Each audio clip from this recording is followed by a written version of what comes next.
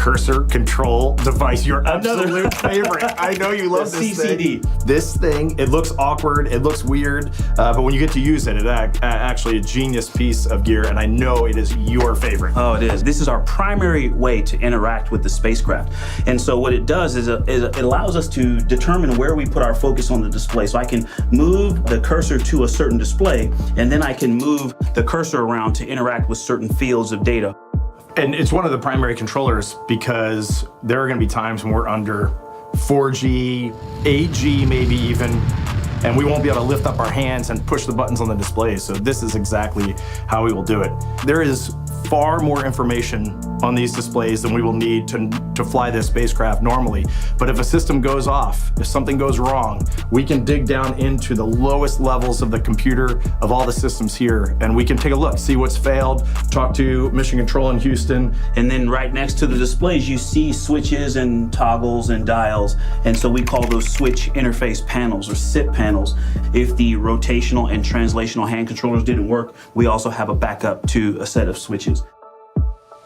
Hi, my name is Jeff Simmerow, and I work for Lockheed Martin. We're here in the Exploration Development Laboratory, where we do integrated testing and verification of the GNC flight software for the Artemis program. GNC stands for Guidance, Navigation, and Control.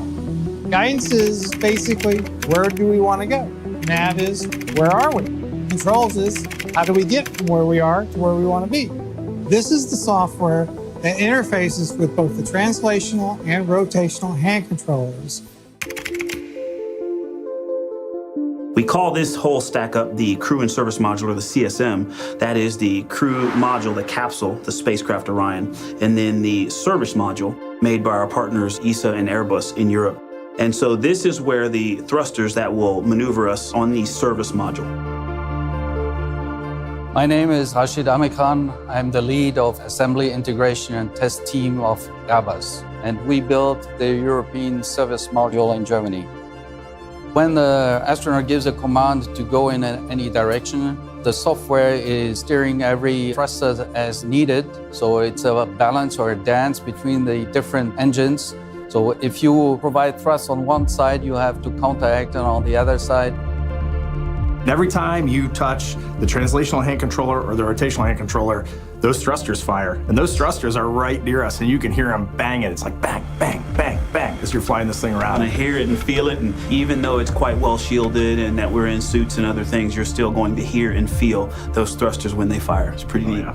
I cannot wait until one of us takes controls and just steers this thing around and looks out of the Earth. We'll be farther from the Earth than a human being has been in a very long time. Let's go. Let's go.